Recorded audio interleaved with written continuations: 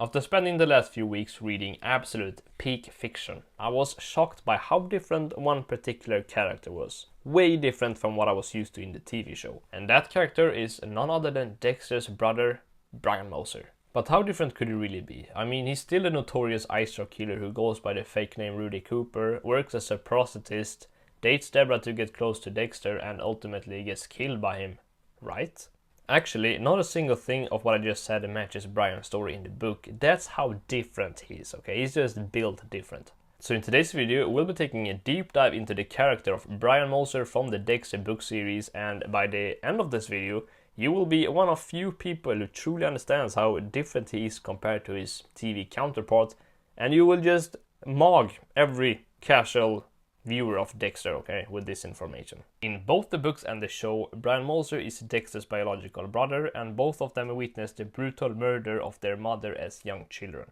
The only small change here is that in the books, Brian is only 1 year older than Dexter rather than 3. But the biggest change regarding Brian's identity has to be his serial killer nickname. The ice truck killer. The ice truck killer. Ice truck killer. The ice truck killer. In the books, he's not known as the ice truck killer, but instead he's known as the Tamayami Butcher or the Tamayami Slasher.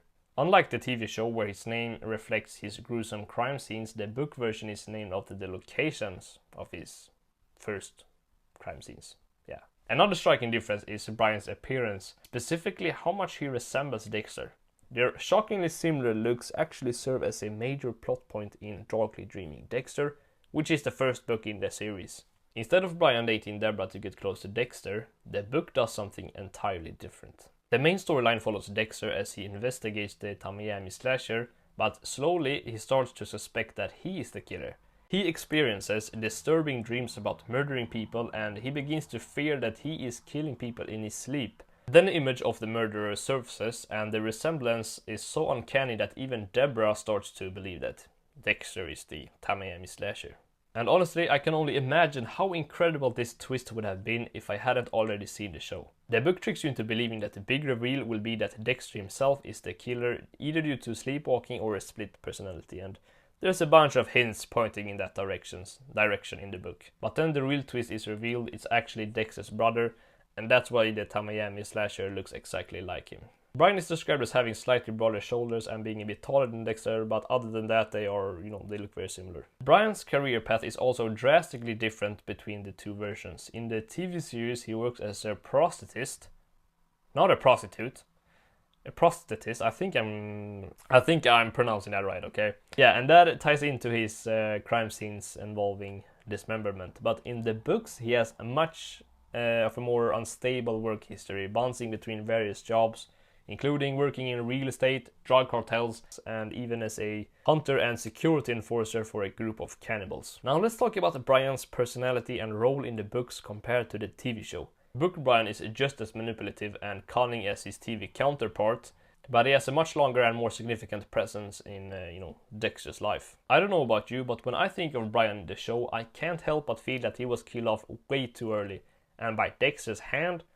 To me, that have always seemed a little bit wrong, okay? And, it feels even more wrong now when I watched Dexter's Original Sin, because we really see how much Brian cared for his brother and how long Brian waited to finally meet with his brother. I mean, we kind of knew that, but we didn't really get to see it from Brian's point of view until now. But in Darkly Dreaming Dexter, even though Brian tries to kill Deborah, Dexter actually lets him escape. Brian then stays hidden for the next 3 books, and everything goes back to normal for Dexter. Everything is normal then until Dexter is Delicious, which is their 5th book in order. And that's when Brian makes his grand return after learning about Dexter's newborn daughter, Lillian. Yes, Dexter actually has a daughter in the books and not a son. This time he doesn't lurk in the shadows and stalk Dexter from a distance. He fully integrates himself into Dexter's life. He even introduces himself to Dexter's family as Brian Moser. So both Rita and the kids know that Brian Moser is Dexter's brother, which to me is pretty crazy. And it was even more crazier, I don't know if that's a word, but yeah, and that is that Rita and the kids actually likes him. But I guess that isn't that surprising, because he's a pretty charming man, both in the books and in the TV show. And for very understandable reasons, he keeps his distance from Deborah. At the end of Dexter is Delicious, Brian even saves Dexter, Deborah and her boyfriend from a group of cannibals, the very same group that he worked with. Unlike the TV show where he's a short-lived villain, Brian appears in 4 of the Dexter books, shaping Dexter's life in unexpected ways. Brian's most intense storyline comes in Dexter is Dead, where he and Dexter gets tangled up with a very dangerous drug lord named Raoul.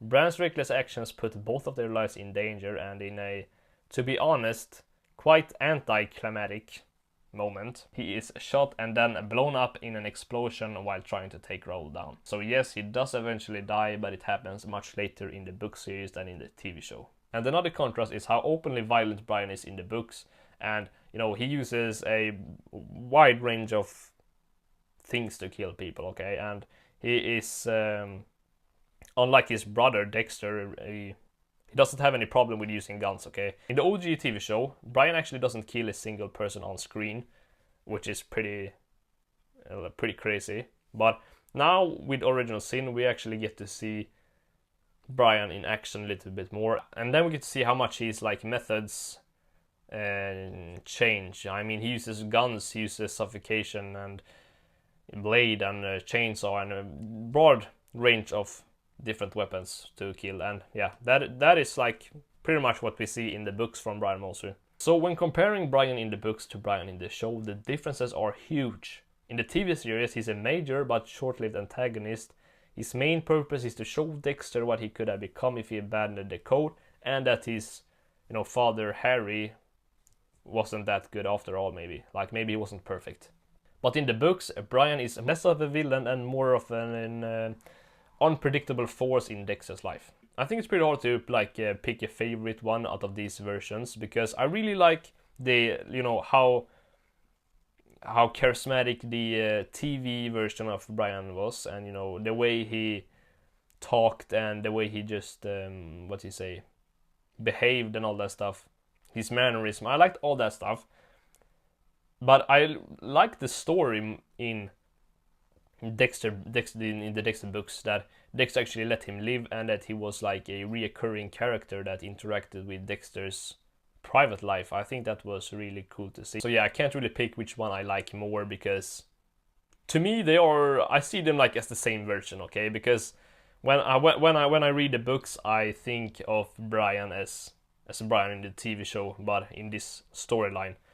So yeah, I liked Brian more Brian's personality and identity more in the TV show, but I like the storyline more in the books, I guess you could say. Yeah. Which version of this character is your favorite? Let me know in the comments. So when I was editing this video, I saw that the channel had passed 1,000 subscribers, so I just wanna say thank you, and I'm really thankful and very happy right now. And honestly, I didn't really think that the channel would grow this fast, or like even to like that it would, and I can't speak, that it would even reach 1,000 subscribers. So I'm really happy, and I'm gonna do a Q&A video later this week if I get enough questions. So if you have any questions for me, then just drop them in the comments, and I will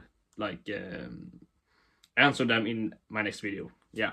So yes, thank you very much for supporting the channel, and yeah, if you enjoyed the channel, hit that subscribe button and like this video, and I'll see you in the next one.